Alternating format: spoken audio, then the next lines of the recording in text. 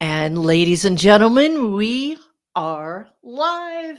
Welcome to this month, February 2024's February Book Chat. And I am excited to be sharing it with you. My name is Sherry Ruskus, if you don't know me. And I believe that a book, just like a seed in gardening, should spark something from the inside of you, something that makes you want to grow and that makes you want to reach out and shift something in yourself. The current trend of book banning, I think, is horrible and something I think should not take place. Like it's really making us walk backwards, but that's not what we're here to talk about today. Um, because we're here to talk about the positive part of books and the culmination of ideas, because that whole topic is for another channel, different day. Because the Grow You channel with Sherry is all about growth that happens when we grow things, including and most importantly, our minds. I believe that we need to be consuming things and talking about such things as books that help us to grow. And that is what these monthly book chats are all about, why I decided to start doing them and starting to doing them live, because I'd love to get feedback from you and back and forth as we go. So we'll see who shows up today. Um, so just like in last month's book chat, which if you didn't get a chance to see it, I encourage you, will put a link in the recording. I encourage you to go and try to listen to that, or not try, do. It's Atomic Habits by James Clear, and it is an excellent book as well, one that has been very transformational in my life in getting those habits down. So if you missed last month's, please go listen to the recording. But today, let's get into today's, is The Well-Gardened Mind by, I'm covering up her name, Sue Stuart Smith, The Restorative Power of Nature. And I love this graphic on here as well. There are so many accolades about this book, and I'll share those with you here in just a second. But I'm also going to be talking to you today about a resource that may help you in your gardening world as well as this book. So we'll get to that here in just a few. Um, Here's what I know to be true. After nearly 40 years of gardening, I never stop learning. And that's what I love so much about the activity of communing with plants, both indoors and outdoors. And if you are here with me live today, I would love to have you share some comments about what's resonating with you, about how you grow in the garden. That's always what I want to know. We can make this a little Q&A if we get to that point. And what I really have loved about the approach to this book is not only her love of gardening, but that she is a prominent psychotherapist and psychiatrist. And along with her husband, Tom, they have co-founded the Surge Hill Project, which is a nonprofit that focuses on bringing an initiative, and I love this part, that is based on understanding how working with nature connects with transforming people's health and well-being. And that is truly, truly amazing. So I love their work. And again, it's one of my passions in life right now as I move forward. I've spent most of my career as a business coach and working with mindset of people. And I know one of the things that has saved me along the way is my time in the garden to keep this brain of mine from exploding at times, if you know what I mean. And we'll talk a little bit more about this as we go. It's not just about having a beautifully manicured garden, though that's lovely to look at. What it's about, it's about transcending your mindset is what Sue talks about, and what I love about gardening is why I have resonated with this book so much. About taking your mindset to new places and the spiritual growth that comes through connecting with the earth. The reviews of this book, let's talk about that, because she's had a the Wall Street Journal has said, how reassuring to read Sue Stuart Smith, a prominent psychiatrist and psychotherapist, extolling the impact of nature and gardens on mental health and spiritual recovery. Love that. Monty Don, the amazing Monty Don, had to say, an important and timely book, beautifully written. I urge everyone to read it. And just like Monty Don, I do too. The Sunday Times in the UK said the most original gardening book ever. So, it doesn't have a lot of pretty gardening pictures in it. And one of the things for me with the book, I listen because I garden a lot while I listen to books. And I did listen to this first on Audible, but then I got the hard copy book because I wanted to start doing some underlining. That's how I know that a book has really hit home with me, is that when I get the hard copy of it too. So let's dig a little deeper into the book, which is what I like to do in these book chats.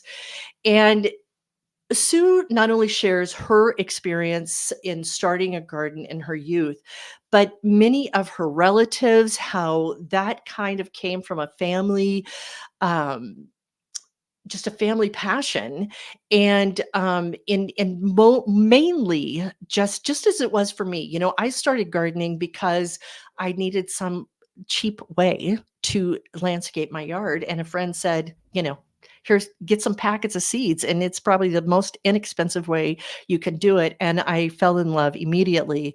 And Sue shares her own stories, as well as family members, as well as prominent figures in the world of psychology, such as Sigmund Freud. It's really interesting the avenues that she goes down with this, and how the gardens affected their work along the way, especially closer towards the end of their lives.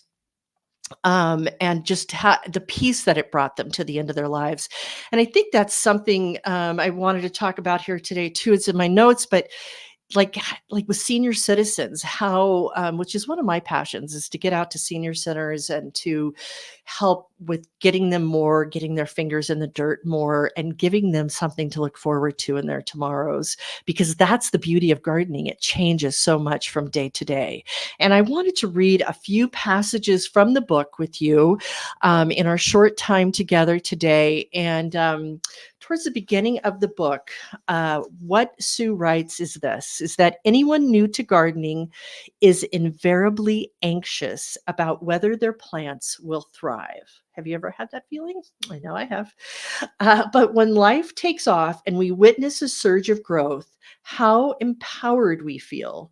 At the heart of this experience, and how affirmed we can feel by it, there is, I think, a kind of illusion that hooks people into growing things.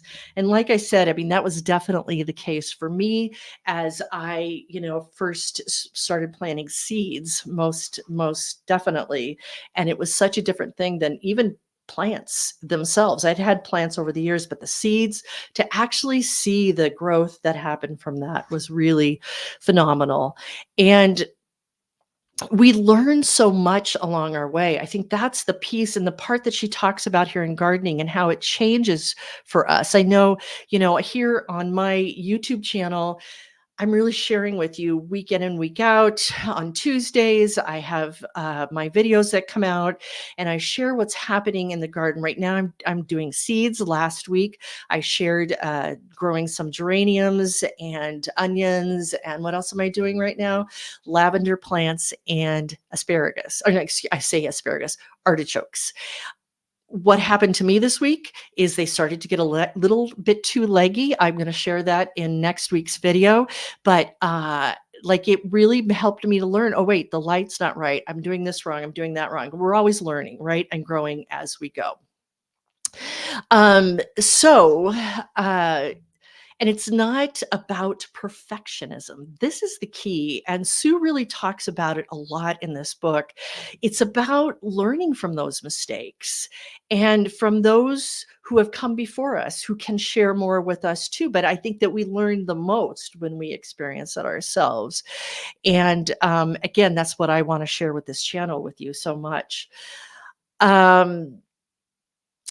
So the book shares the importance of community, and how gardening creates a community in the spectrum of gardening, from the angst and destruction that has happened in city life, when all plant materials, we heard that theme happening in my youth, even the asphalt jungles, right? What happens in the asphalt jungles? and how people have changed everything from crime rates increased, poverty levels increased, and happiness levels went down because people didn't have any garden spaces. And when they started bringing them back into, and there's many stories in this book about that, there's many stories out and about different organizations that have brought gardens back into communities, that changes the day-to-day lives of people just to be around growth and what's happening in that. Sue shares how patients in hospitals along the way have seen a mental decline because they weren't allowed to have plants or flowers in their hospital rooms because there was a fear of a bacterial infection, and there got to be a very sterile, we must be sterile. What started to happen is the mental strain that happened to the patients, especially those that were there for long-term care, maybe not even getting any sunlight in their room, because just like plants, we need water and we need food. For plants, their food is their soil and the sunlight to grow and water, right? So all those things.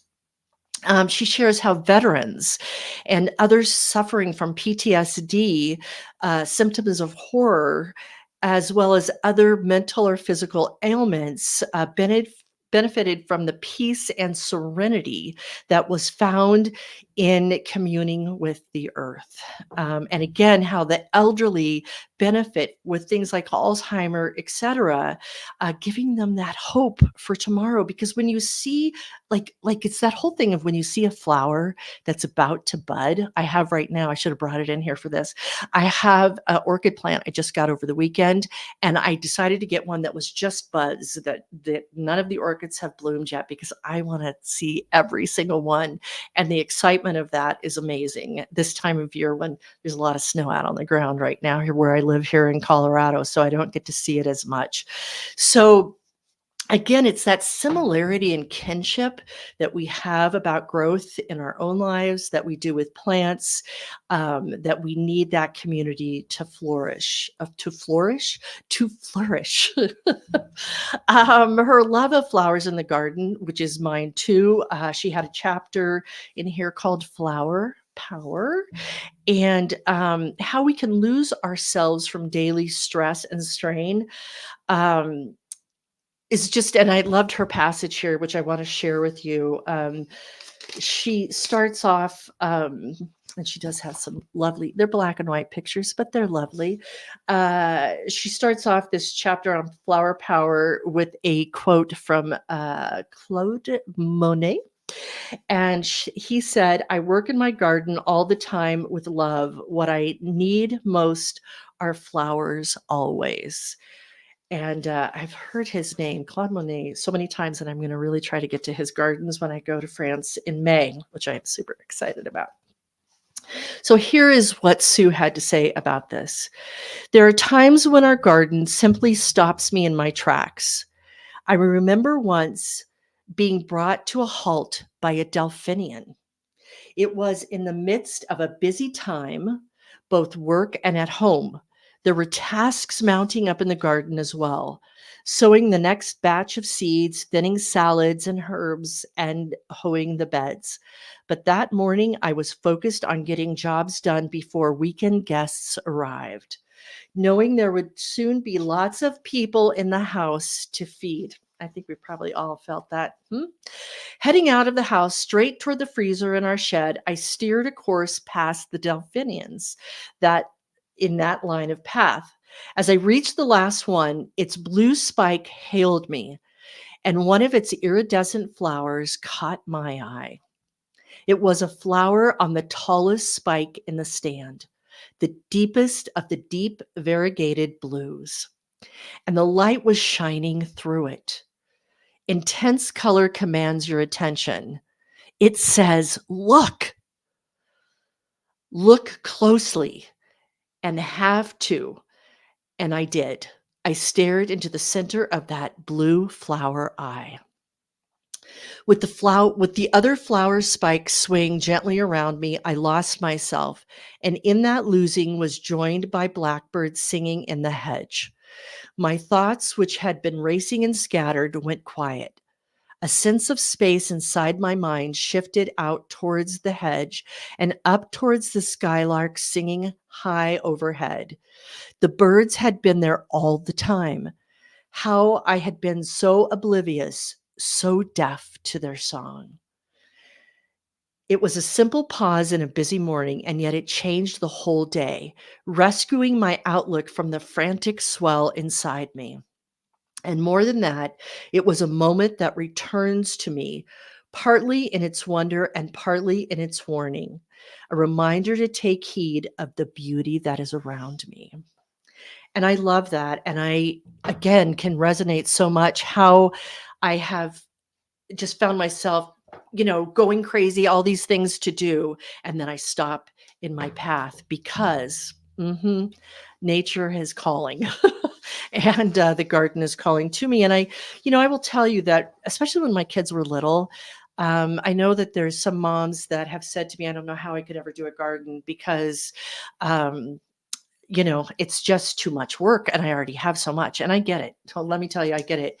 But what I found for me when my kids were little, so when we moved to this house, which was about 30 years ago, my kids were, Travis was 2, Bailey was almost 3, and Bailey was 8 months. And so they were little. She was still crawling. We had a ton of work to do in this house. But we moved to a place that had a couple of acres, and there was a garden plot already in place. And in those days, I was gardening straight into the ground, and which I think is a lot more work.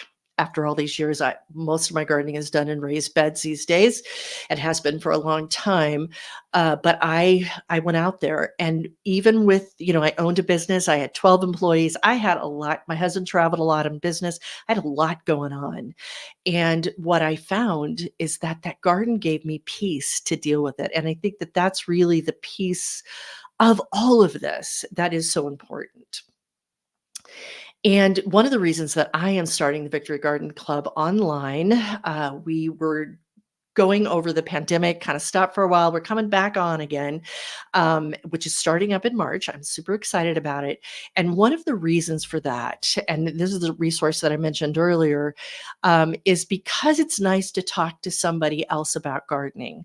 And we can get a lot of information here on YouTube without a doubt. And that is fantastic. As a matter of fact, the other day when my plants were getting a little leggy, I went to YouTube to find out what the heck was I doing wrong, and I wasn't giving it enough light, and I learned that.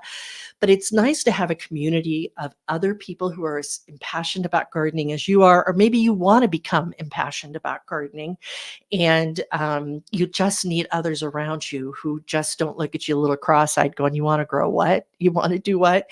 And there are some times I have had that along my journey, let me tell you. So this is more of a two-way conversation, and I'll be sharing this more in the weeks ahead, but you can learn more over at growu.garden, which is our website and for this channel.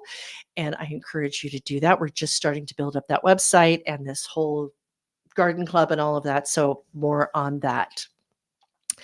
Because this is one thing that I've learned over the years. Everyone needs to be welcome. Everyone needs to be welcome in your garden. And that's why this book, The Well Garden Mind, is such a great reminder that the insights we find from others are just as important as the insights we find for ourselves. And that the reason that I am proud and delighted to have embraced gardening in my lifetime, and why I want to share this with others, whether it's this channel, garden club, my friends, family, you name it, they know. I love to talk about gardening, and I love to have them walk into my garden and feel the peace that it brings me to. Um, I also love how gardening can give us a break from the digital world. And that's the last reading I wanted to do this afternoon on this as we start to wrap up our time here together. I want to keep these book chats short yet sweet. So I want to read a little bit what Sue had to say about this whole thing about time and the digital world and what that digital world does to us at times. Here's what she had to say. The garden is a place that brings us back to the basic biological rhythms of life.